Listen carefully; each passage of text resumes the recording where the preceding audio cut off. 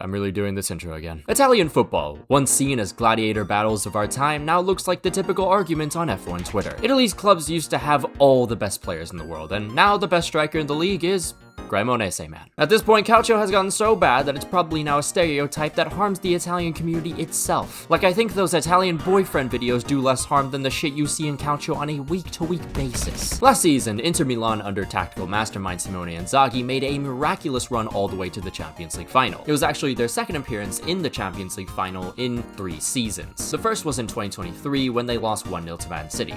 So here was an opportunity to redeem themselves. Fed in beautifully to Doué, and it's Hakimi!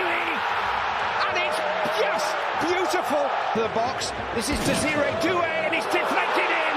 And Paris Saint-Germain are in dreamland! Calhanoglu takes towards the header, Thuram! Vitinha has found Doué, it is delicious! There's no way, say swear to God! No flag at the moment.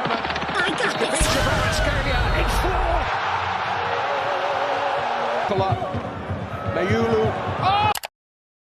Yeah, since this game, everything's gone to shit for Inter. Pretty much right after, Simone Inzaghi left for Saudi Arabia, and it took about 3 nanoseconds to confirm that he was doing some heavy lifting. In the Club World Cup, for example, it was Red Alert, F5, DEFCON 1, Fraud Watch. Inter opened the tournament drawing with Mexico's Monterrey, had to pull a last-minute turnaround versus Japan's Urawa Reds, took until the 72nd minute to score versus Argentina's River Plate, and then finally the fans of the Nerazzurri were put out of their misery in the last 16 by Brazil's Fluminense. Later in the 25-26 Champions League, Inter managed to pull together a 4-game win streak to start the campaign. Thing is though, 3 of their opponents would eventually finish below the top 30, and once Inter started facing actual real competition, the fraud bell started singing. They lost their next 3 straight matches, which sent them from 3rd in the standings all the way down to 14th. I will say though, they were kind of royally fucked, well actually not even kinda, they were very much royally fucked over by Liverpool. But either way, they still didn't really look that great, and this was against one of the worst Liverpool sides in recent time. Inter though was at least able to bounce back in their last game versus Dortmund to improve their seeding in the playoff round with a 10th place finish in the standings. And that ended up working brilliantly for them, because Inter would then draw with Norwegian minnows Bodo Glimt,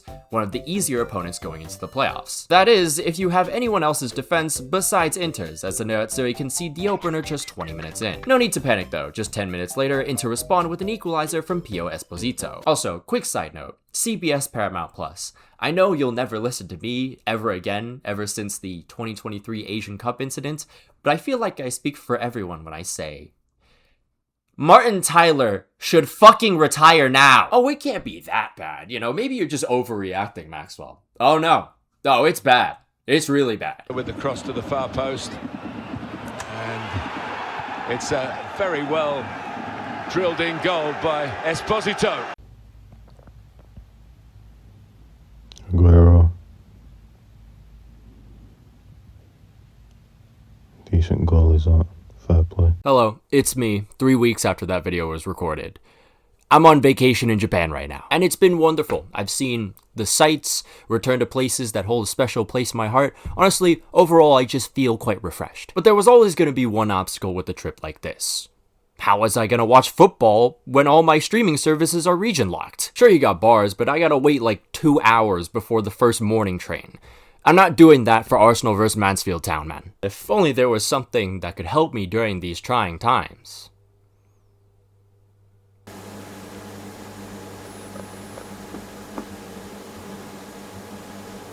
With Surfshark, one simple click and I can virtually teleport from Tokyo, Japan to the good old US of A, and boom, I don't gotta leave my spot to watch the Arteta Black Magic anymore. And that is all thanks to Surfshark's over 4,500 servers in 140 different locations. Surfshark also uses humanized privacy and security solutions to safeguard your data, meaning you can now browse the internet safely without any stress of someone stealing your personal information. Surfshark also has some new features this year, including one that detects email scams. So, Have I got you excited now? Well, if so, you can use my link displayed on the video or in the description to get Surfshark for an extra 4 free months. And there is no risk in trying this out because Surfshark has a 30-day money-back guarantee. So use my link surfshark.com/Mac to access region-locked content anywhere in the world and keep your private information safe. And a big thank you to Surfshark, as always, for sponsoring this video. Anyway, second half now. Inter building from the back, but that's fucked up entirely after Carlos Augusto decided to pass in literal no man's land. Inter's defense are too spread out to recover quick enough,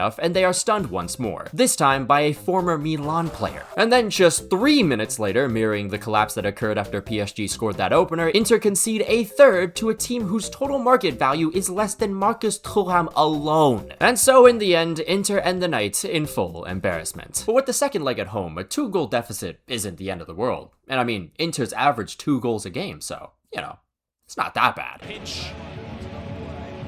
The club president. Oh, it's a giveaway and a chance for Blomberg. Denied by Silver. Inter honestly kind of gave up after this, and you can see that through how their defense didn't make much of an effort to stop Bodo's 5th goal in the tie. Yes, I said that right. 5th goal. But wait just 1 second because Bastoni brings one back for Inter. Just 3 more goals, guys. Il Remontada is still alive. Nope. So, after 2 legs, Inter's suffering was finally over as they were humiliated by Bodo Glimt 5-2 on aggregate. The Nerazzurri have had some pretty shocking results in the past. There was the one time they were eliminated by Göteborg in the 1986-87 Europa League. 1989 saw them fall to Malmö 2-1 on aggregate in the Champions League first round. In 2000, they fell short of Champions League qualification after losing to Helsingborg's 1-0 on aggregate. And perhaps another recent candidate, the 2016 Europa League, when Inter were shocked by Hapoel Beersheva during the Sprite Kits era. What a time. But none of these really come close to the belt-to-ass experience that Inter just experienced versus Bodo Glimt. Bodo, by the way, is a team that usually fields players that are from the area. You know, because Bodo is like all the way up in the tip of Norway, it's kind of hard to, you know, like get people to actually go up there. They lost to that. So yeah, in terms of Inter's worst results ever, this is probably one of the worst. All right, on to the next club. Juventus. As a Serie A sicko, watching the league in the mid-2010s was really fun, but it would always end with Juventus winning the title. That was really fucking annoying. But since Inter took the throne, Juventus has won only 2 trophies since 2020 and are now consistently struggling to even qualify for the Champions League. And this year in particular has been a wonderful time for Juventus hate watchers like myself. Fuck you, Fiago. I'm kidding, Fiago.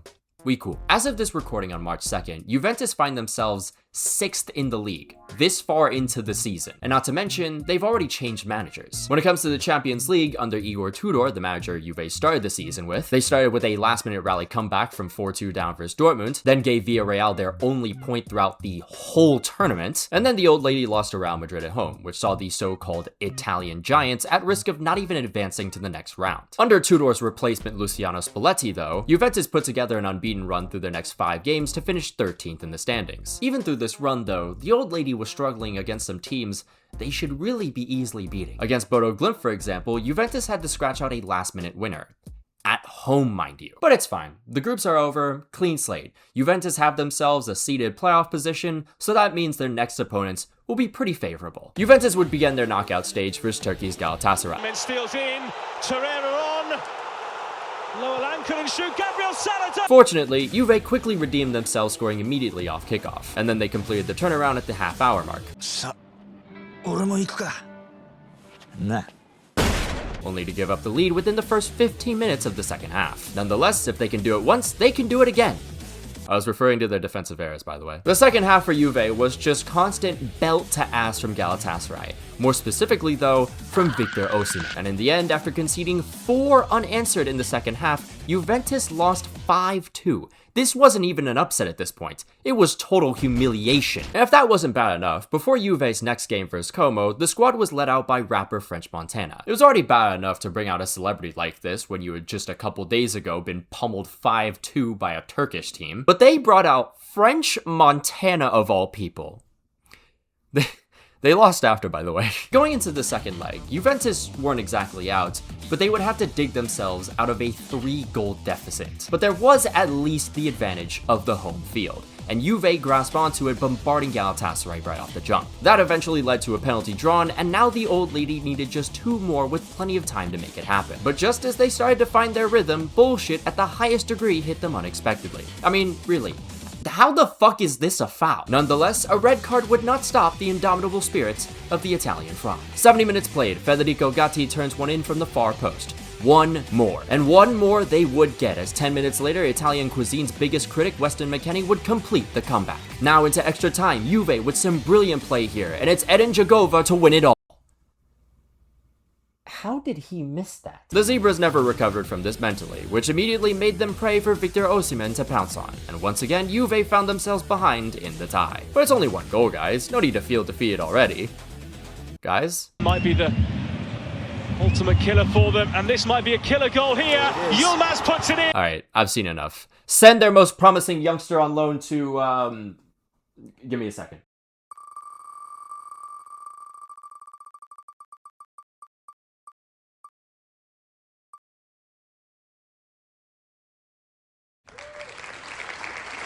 That club. And just like that, Italian football PR is in the absolute gutter. But Maxwell, what about Atalanta? They just came back against Dortmund. Yeah, it's Dortmund, okay? If that team was a World Trade Center building, it collapsed before the plane even hit them. Oh gosh, no. What did they do to you, Gohan? Gohan! Gohan! Gohan! But the question is now, since we also made a video about this kind of topic a year ago, why are Italian clubs so bad now? It's not even just like Juve, Lazio, Milan, or something like that. It's Inter, their league leaders, who currently have a 10-point lead at the top. Well, if you wanted a very detailed explanation, 45 minutes if you will, you can check out my magnum opus of 2025. The Italy video essay. It's one of my favorite works on the channel, and I definitely believe it deserves a lot more than 200,000 views. I'm not much of a views guy, but all I'm gonna say is, for all the work I put in it, I think I deserve a little bit more. But just to keep this very brief, because I've already talked about this, it's really simple. Italy is still stuck in the year 2006. They still believe they're up there with the likes of England and Spain when it comes to league caliber, when it comes to quality of players and play styles and whatnot. And you've seen that plenty of times with the Italian national team that's failed to qualify for the last 2 World Cups and are at risk of not qualifying for the next. And now you're starting to see it at club level. Juve and Inter are playing down to their competition and regretting it almost immediately. And now I wonder, since things haven't changed since 2006, it's not like anything's actually improved whatsoever. I mean, you saw that Inter were so good simply because they had Inzaghi. Quite literally just because they had Inzaghi. Which makes me actually really wonder, are Italy gonna fail to qualify again? Yeah, I mean, the signs are very much there. I guess we'll just have to see. But what do you guys think? Is Italy finished? Is Italy donezo? Or is Italy just, you know, a lost cause? Let me know. Of course, though, a massive shout out to all our members, including Janos Balas and my before Janos Balas, German Sayu 7, Jeremiah Owusu Ajimang, Django, Anazir Makalankam, Alex Broad, Kentra Gatra, Saint Terrence, Sylvia Citrus, Cheesebait, Winder Gel, Finn Likes Rugby More, Davox, The Portugizer, Wise Orange, Polo Protos, Von Fan, A Ghostly Owl, Coney Wolves, Lickstab, Matanai, Apollo, Thrilling 8213, Los Milos, La James Braun, Vecino, Napside, Money Cash Hose, Quantavious Pork, Lilia Lover, Stewed Monk, Red Yellow, Fuxi, MX Sand, Harry Maguire's Love Toenail, Flakito, Thierry's Thoughts, Kev C, Dominic Griffin, Kyler Chris, Mohammed Altanib, Nish, Patrick Barley, Rashford God 5, Raspberry Ale, and Unbroken Persona. If you'd like to become a member on the channel, there'll be a link down below and up in the annotations. You can follow my Twitter if you want, follow my Instagram if you like, follow my Twitch. I'll be doing some streaming in April when I'm back from Japan. But until then, I'll see you guys.